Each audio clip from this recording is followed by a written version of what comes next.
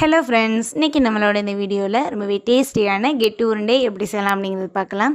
கெட்டி உருண்டை வந்துட்டு 90s கிட்ஸ் அப்புறம் அதுக்கு முன்னாடி உள்ளவங்க எல்லோருக்குமே வந்துட்டு கெட்டி உருண்டைனா ரொம்ப ஃபேவரட். ஏன்னா அது ஒரு தனிப்பட்ட டேஸ்ட்டு.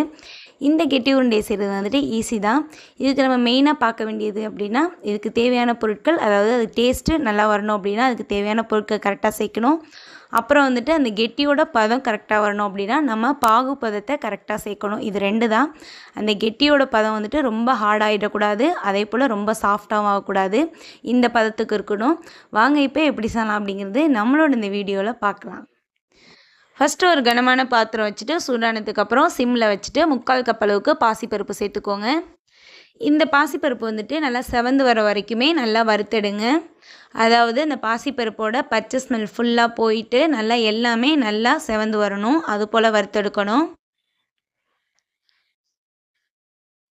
நான் இன்றைக்கி வந்துட்டு கப்பு அளவு தான் நம்ம வந்துட்டு எல்லா பொருட்களுமே சேர்க்க போகிறோம். ஏன்னா நம்ம வெயிட்டோட அளவு சொன்னோம் அப்படின்னா நிறைய பேர் வந்துட்டு கப்போட அளவு தான் கேட்குறீங்க. அதனால் நான் ஃபுல்லாகவுமே இன்றைக்கி வந்து கப்பில் தான் அளந்து சேர்க்க போகிறேன். இது போல் நல்லா செவந்து வரணும். நல்லா செவந்து வறுபட்டதுக்கப்புறம் ஒரு தட்டுக்கு மாற்றி வச்சுருங்க.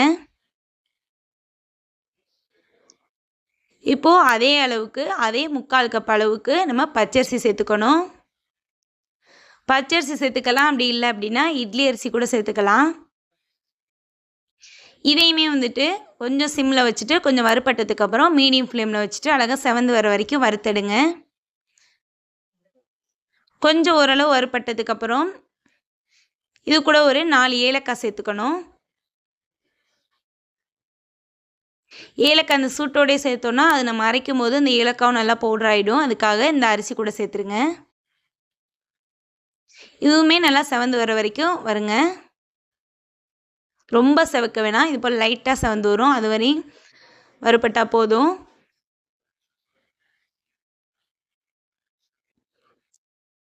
இப்போ நமக்கு அரிசி பொரிஞ்சிடுச்சு.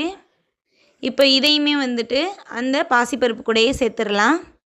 இப்போ இது தனியாக ஒரு பக்கத்து ஆற வச்சுருங்க. இது ஒரு பக்கம் ஆறிட்டு இருக்கட்டும். இப்போ அதே பாத்திரத்தை அடுப்பில் வச்சுட்டு பொட்டுக்கடலை ஒரு 3 டேபிள் ஸ்பூன் சேர்த்துக்கோங்க.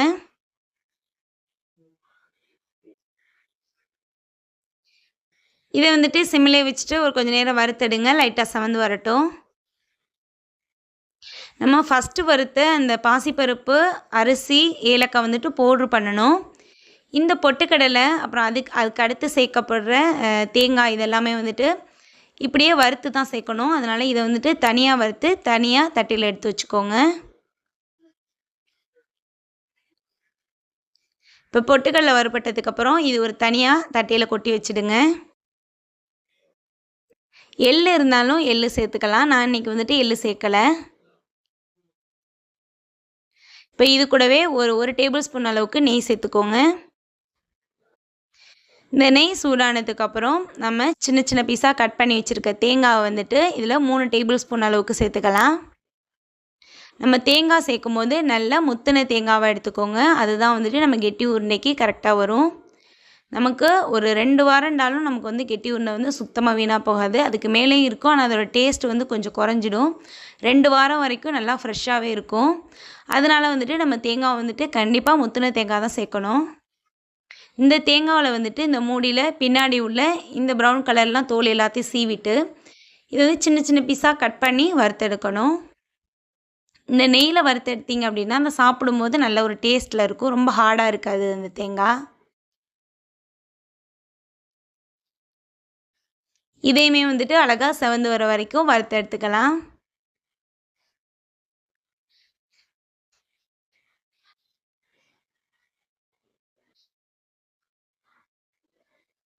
இந்த தேங்காயும் வறுத்துட்டு அந்த பொட்டுக்கடலை கூடயே சேர்த்து வச்சுக்கலாம்.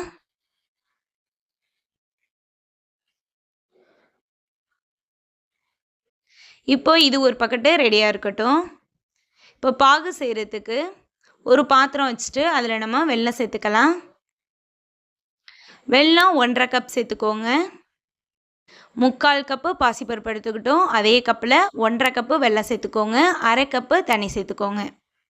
ஃபஸ்ட்டு வந்துட்டு இந்த வெல்லத்தை வந்து நம்ம ஒரு ஒரு கொதி விட்டு எடுத்துக்கணும். ஏன்னா இதில் ஒரு மண் தூசியெல்லாம் இருக்கும். அதனால் ஃபஸ்ட்டு ஒரு காய்ச்சி அதை வந்து வேறு ஒரு பாத்திரத்தில் வடிகட்டிட்டு தான் நம்ம அதுக்கப்புறம் தான் பாகு ரெடி பண்ண போகிறோம்.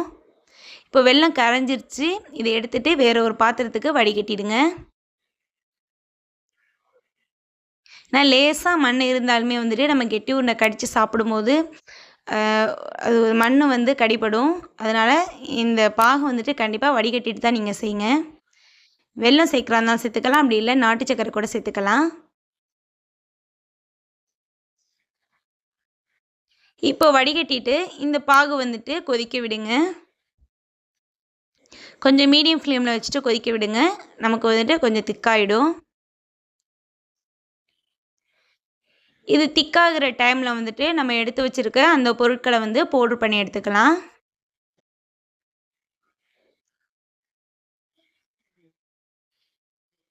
இன்னும் கொஞ்சம் சுண்டணும். இப்போ இதை வந்துட்டு மிக்ஸி ஜாருக்கு மாற்றிட்டு பவுட்ரு பண்ணிக்கோங்க. மிக்ஸி ஜார் வந்துட்டு சுத்தமாக ஈரம் இருக்கக்கூடாது. இப்போ இதை பவுட்ரு பண்ணிக்கலாம். ரொம்ப நைஸாக அரைக்க வேணாம். கொஞ்சம் அந்த அரிசி லைட்டாக இருக்கணும். நல்லா பார்த்துக்கோங்க. ரொம்ப அரிசி இருக்கக்கூடாது. அதே போல் ரொம்ப மை போலையும் அரைக்க வேணாம். கொஞ்சம் கொரப்பாக இருக்கணும். அது போல் பார்த்துக்கோங்க. இப்போ அரைச்சிட்டு இது ஒரு அகலமான பாத்திரத்தில் கொட்டி வச்சுடுங்க. இது கூடவே நம்ம வறுத்து வச்சுருக்க அந்த பொட்டுக்கடலை தேங்காவையும் இது கூட சேர்த்துக்கலாம்.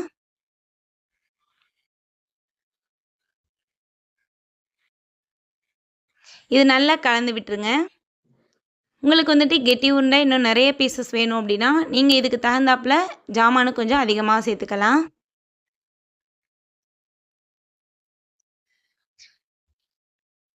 இது நல்லா கலந்து விட்டுருங்க.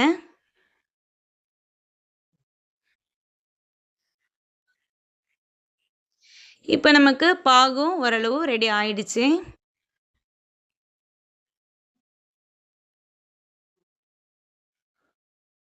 இப்போ வந்துட்டு நம்ம இதை வந்துட்டு செக் பண்ணி பார்த்துக்கலாம். ஒரு தட்டில் தண்ணி எடுத்துட்டு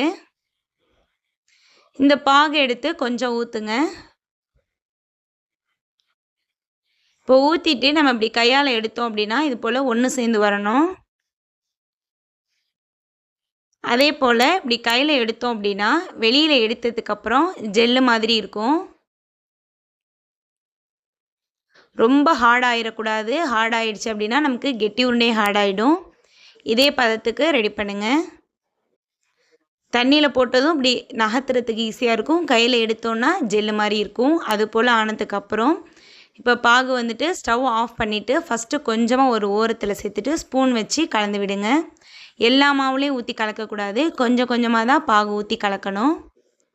பாகில் வந்துட்டு ரொம்ப நேரம் சூடு இருக்கும். ஏன்னா அது திக்காக இருக்கு இல்லையா, அதனால் சூடு ரொம்ப நேரம் இருக்கும். ஸ்டவ் ஆஃப் பண்ணி வச்சுருங்க. இப்போ இந்த சூடு வந்துட்டு நல்லா இருக்கிறதுனால ஸ்பூனை வச்சு நல்லா கலந்து விடுங்க. ஓரளவு சூடு குறைஞ்சதுக்கப்புறம் தான் நீங்கள் கை வைக்கணும்.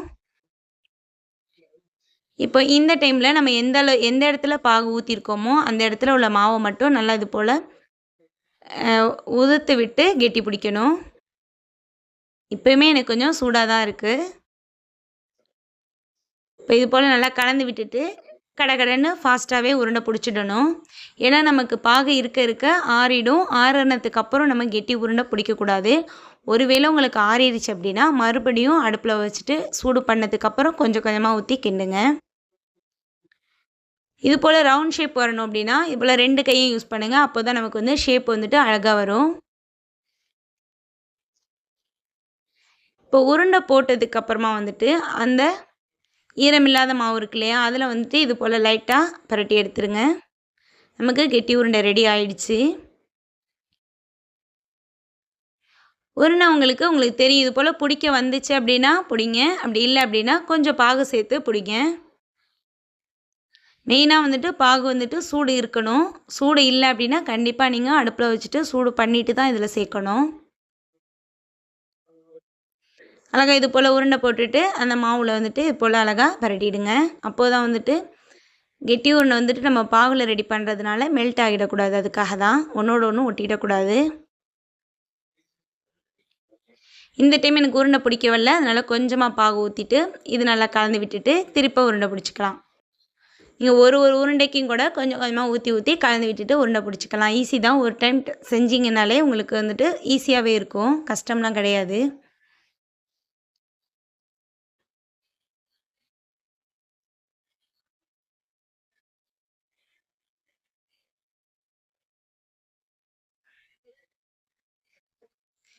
இதே போல் அழகாக ஒவ்வொரு உருண்டையுமே கொஞ்சம் கொஞ்சமாக பாகு ஊற்றி உங்களுக்கு சூடு தாங்குறாப்புல உருட்டி எடுத்துக்கோங்க. அவ்வளோதான், நமக்கு ரொம்பவே சூப்பரான டேஸ்டியான கெட்டி உருண்டை ரெடி ஆகிடுச்சு.